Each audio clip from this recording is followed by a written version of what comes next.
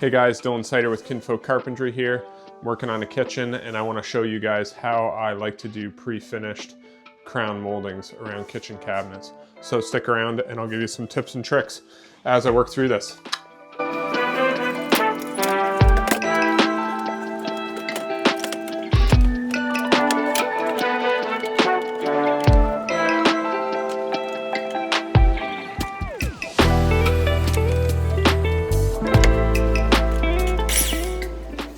Alright, so I'm getting started.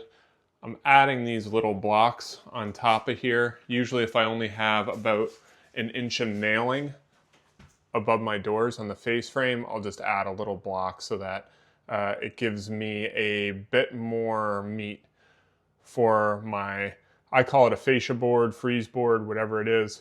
That secondary crown piece just gives it a little more stability from rolling. So that's what I'm doing right now. Alright,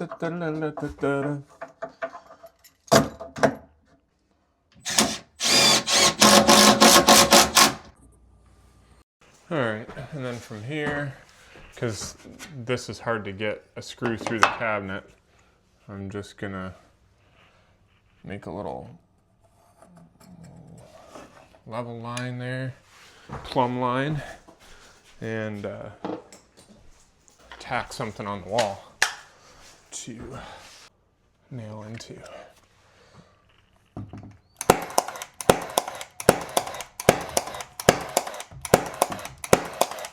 All right, this here is a key to getting a very good finish. Make sure everything is square. Want to be in a YouTube video, Scott?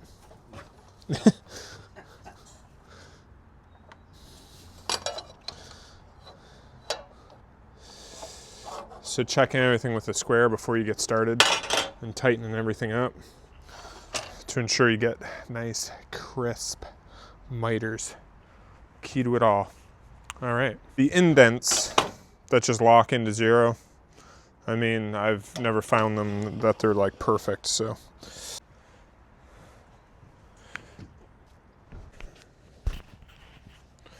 Make sure you're setting these up nice.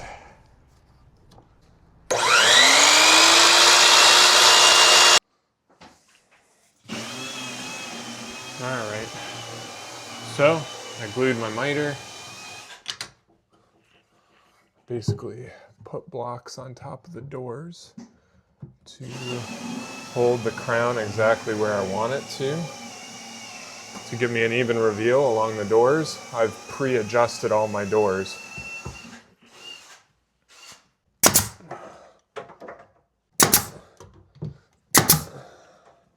$44 3/4.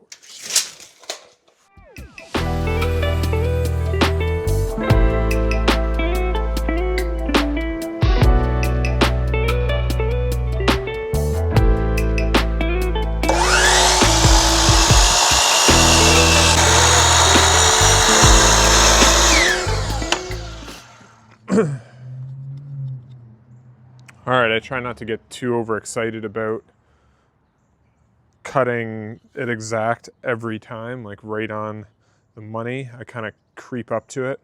I leave myself like a 30-second. If I need to scribe something in or do something, this gives me an opportunity to do that.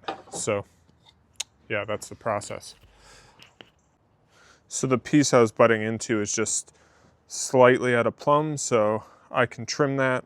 And because it's a little long, I can cut this slightly out of square to fit into the piece I'm butting into and still not be too short. It's only about 1/2 degree. That's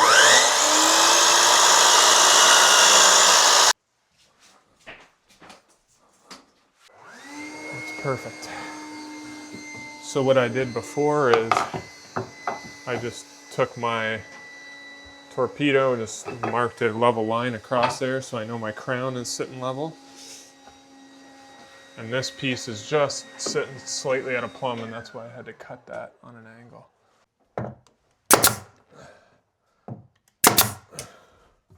Boom shakalaka. So what I actually like to do is set my saw I don't know if you can even tell, but I set it slightly past 45, like a 45.5 degree, so that my miters fit nice and tight. I find stuff is never usually a 45. It's just slightly over, and I want a nice crisp miter, so that's what I do to do that.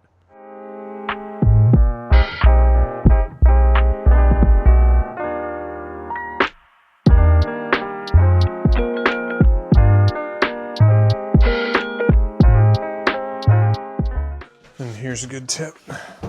Take a screwdriver and round over your miter. Burnish it.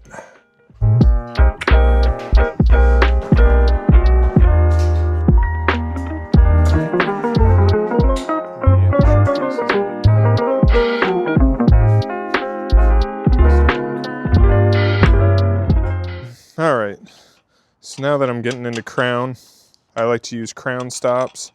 They fit on DeWalt saws. They're kind of meant for it, with the tapped hole in the side of your saw.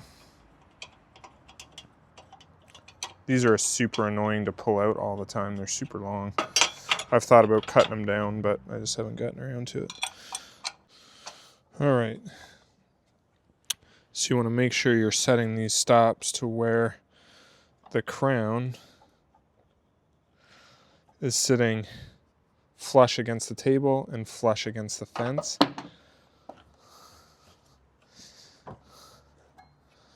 And I cut my crown upside down.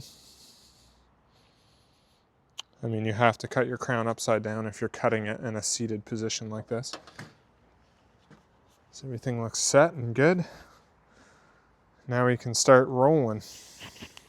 All right, so I got my first piece up. Now I'm working on my second piece, 44 inches.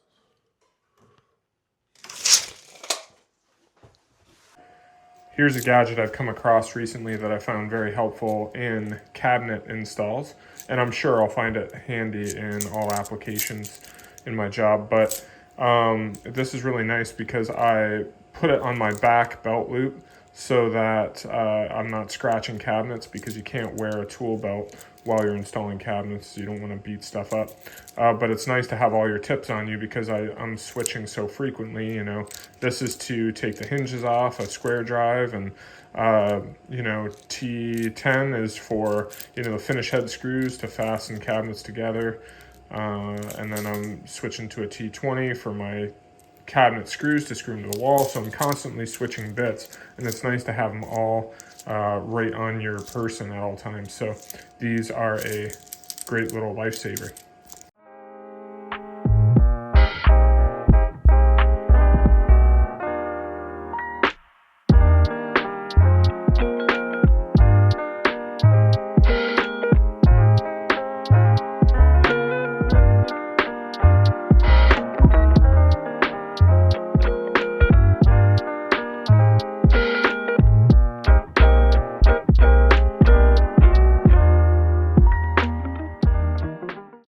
So I'm going to try to shoot this with one hand. I use 23 gauge nails, and they leave a little hole, and I'm going to fill it with a wax stick. But what I do first is I take a shop rag and I put a bunch of paint thinner on it. And then I rub that on the surface first. You can see it's kind of wet and shiny. Then I get my fill stick. I'm also doing this with my left hand.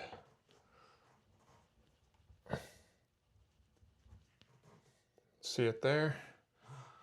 So I filled that hole in, and then I take the thinner rag and wipe it off, and that's where the hole goes. Bye-bye.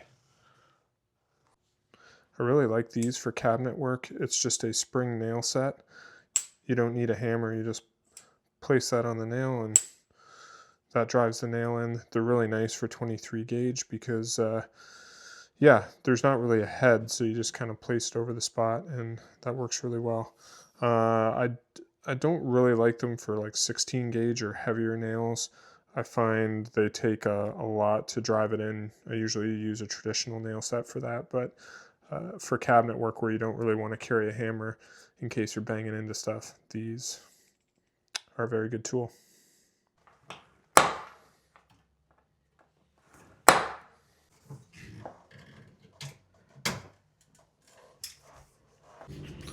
I had a core memory flashback at work today. The plumber was on site and he mentioned that on a different job he had slipped and like hurt his ribs, like dislocated ribs or something, using a pipe wrench. And he mentioned that, you know, I thought my boss would give me a week off paid, but here I am as a joke. And it brought back a memory of working for my dad. My dad had an infamous line: if someone was headed to the hospital for like stitches or something, he'd be like, "Oh, make sure you tell the hospital it didn't happen at work." And there's a foreman on site who'd always, you know, make fun of my dad or imitate him. And he'd always do this because my dad's had a mustache his entire life, never shaved it. So he'd always go, "Oh, guys, make sure you tell the hospital it didn't happen at work." And he would imitate me by going like this because obviously I have big eyebrows. And so that's my core memory. I have lots of those, you know, of working for my dad way back in the day, but I thought I'd share that with you. So I'm going to dedicate this video to Joss and Marvelous. If you're out there and you know this man, pass this video on to him. But look at me now. You know, the kid who is borderline useless on a job site can complete crispy tight miters on pre-finished crown molding. So cheers to Joss and Marvelous. This video is dedicated to you.